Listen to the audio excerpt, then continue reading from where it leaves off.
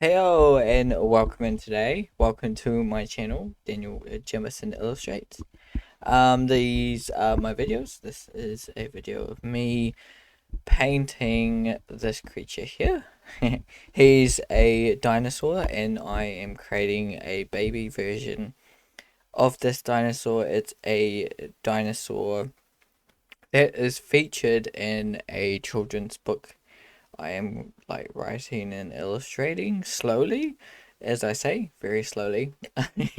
um, but yeah, I decided to do a kind of a baby version page of this character here because he does spend quite a bit of the time in the book as a baby. He slowly progresses in age throughout the book. So, I needed to kind of have, I guess, an evolution line, but, I needed to have some understanding of what he would look like as a baby, as hatching out of the egg, um, because these are scenes that are happening in the story. So, I do have to jot these down and understand what they are going to look like at certain stages. It's important to get this down and get this down like right, because it can look like it's just kind of a small version of, that thing, that dinosaur.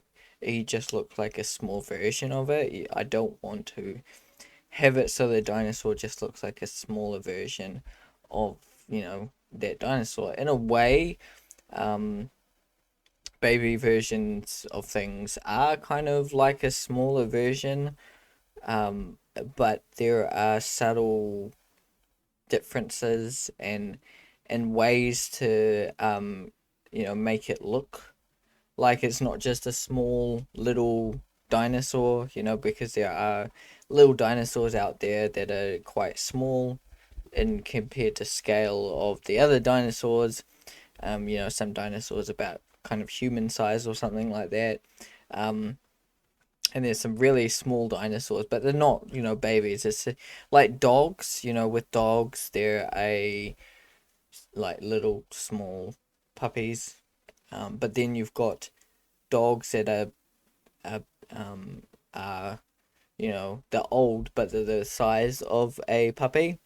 Um, so it's quite interesting to see them kind of next to each other, like a full grown dog or something, of a particular breed that's quite small, next to a baby that is the same size, but it's a puppy. So, um, it's quite interesting, and you can kind of see features of babiness, I guess you would call it, like cuteness, in the baby form, the small form. So that's what kind of I'm trying to capture. I'm trying to make sure that this feels, um, he feels like a baby version.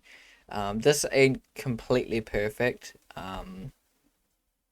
For for doing this. If you're interested in creating your own books and creating your own characters, and creating baby versions of things, or yeah, you have a storyline and something you're working on that has a baby version and then a teenage version and adult version. This is something you've got to consider. Is definitely, not to make it look like just a smaller version, it'll be okay, but to try and capture kind of the essence of, I guess, vulnerability. Being vulnerable is something very common in babies and smaller animals. So trying to add that vulnerability to their body as well. Because if you look at, say, I think it's like calves and things, giraffes, they come out barely walking, like cross legs. They've kind of got four legs out. Um, they're barely walking. You can see they're really struggling to stand up. Um, I think yeah, Giraffe put it best the way you see them walk to begin with. I mean, I don't know with them how long they do take to actually properly walk. I think with goats had the same kind of thing, but they don't. I think it's goats, but it's something with long legs. I've seen an animal, freshly born, and then it doesn't take too long. I think my deer or something. It doesn't take too long to actually get to learning to walk, but those first few stages really do show that like vulnerability and what they look like as a baby, kind of a feel to it. So just understanding that is really important. As you can see, I've done quite a few drawings here with I wanted, quite a few different ones. I didn't want kind of the same similar pose, what was going on. Him in the egg, what the egg would look like, him in, the cupboard because that's a scene. Um, he comes out what he would look like in a drawer. Now these could be used as assets too, so that's another thing. As well as if you draw these pages and things like that, they could be used as assets where you do basically take this drawing and put it into a scene that you've got. With that though, you've got to also take into account the scene he's actually at. You can't copy it word for word because it might look off-putting some way because it just doesn't fit the scene like correctly, if that makes sense. So you can use this as kind of a reference point. I wouldn't copy and paste basically. It could work, with this drawer and putting him copy and pasting, and it could really work. But I'm just saying, don't force it to work basically. Yeah, if you use these drawings and things that you do, as kind of copy and paste things and kind of two birds, one stone kind of aspect to it, that makes sense. Yeah, so I think, I'm heading into the last bits.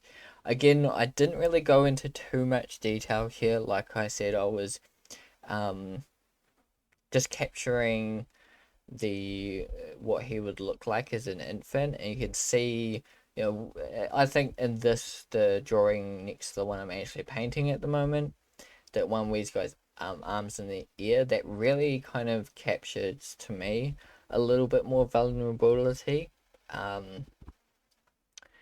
Than the one I'm actually painting. A little bit more, like, yeah, I think I've hit the right notes there. But there's still work. Obviously these ain't final paintings or final drawings, what they'll actually look like in the book. But this is important to do to understand the character, to really push him and get him to where you want him, so you can take the character and then you can put it in your scenery, tell the story with him. Yeah, really easily. I haven't, I don't always do like really fleshed out character sheets, but for these this character is one of my first characters in the book. I really have, you know, played around and pushed this character more. I'm spending more time now, working on just the character, and that kind of thing at the moment for this story. Yeah, but it's lots of fun. I've just been treeing off kind of things to do lately. Um, and this has been one of the things I wanted to do is, yeah, doing a character sheet, and pushing that so that I can get to the next stages real easy. It makes, yeah, the next stages of creating this book easier. I don't have to answer all these questions I have about what he looks like and everything. So it's all there. It's all written in stone already. Hopefully you've enjoyed that. Keep creating, keep drawing, and yeah, we'll see you in the next video. Goodbye.